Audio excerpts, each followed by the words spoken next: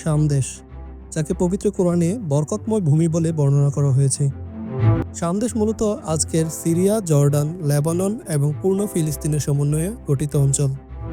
এখানেই জন্ম নিয়েছে বহু নবী রাসূল এবং এখানেই হযরত ঈসা আলাইহিস সালামের পুনরায় আবির্ভাব হবে। এখানেই ধ্বংস করা হবে সবচেয়ে বড় ফিতনা মাসিহুদ দাজ্জালকে। এমনই আরো অনেকগুলো বিস্ময়কর ঘটনা সংঘটিত হবে এই শাম দেশে, আর সেই সব ঘটনাই জানবো আজকের এই প্রতিবেদনে। পবিত্র কোরআনের বহু জায়গায় শামের বরকতময় সম্পর্কে আলোচনা এসেছেন। আল্লাহ তাআলা বলেন, যাদের দুর্বল মনে করা হতো, আমি তাদেরকে উত্তরাধিকার দিয়েছি এমন ভূমির যার পূর্ব এবং পশ্চিমে আমি বরকত রেখেছি। সূরা আরাফ আয়াত ১৩৭। এই শাম দেশেই হবে হাশরের ময়দান। রাসূল সাল্লাল্লাহু আলাইহি ওয়াসাল্লাম বলেছেন, তোমাদের হাশর হবে শামের মাটিতে। সেখানেই আরোহী, পদাতিক ও অর্ধমুখী ৩ দল বিভক্ত হবে মানুষ। শামের মাটিতে ফেরেশতাদের ছায়া বিছানো থাকে।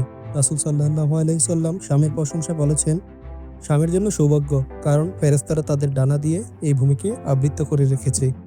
হযরত ঈসা আলাইহিস সালাম কিয়ামতের আগে সিরিয়ার দামেস্কের নগরীর পূর্ব দিকে অবতরণ করবেন। সেখানেই তিনি দাজ্জালকে হত্যা করবেন। রাসূল সাল্লাল্লাহু আলাইহি ওয়াসাল্লাম বলেছেন, দাজ্জাল ঈসা আলাইহিস সালামকে দেখামাত্র গলে যাবে, তারপর তিনি নিজের হাতে তাকে হত্যা করবেন। যখন পৃথিবীতে ফিতনা ছড়িয়ে পড়বে, তখন শাম থাকবে শান্ত ও নিরাপদ।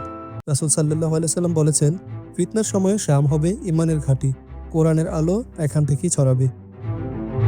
শাম হবে মুমিনের শেষ আশ্রয়স্থল।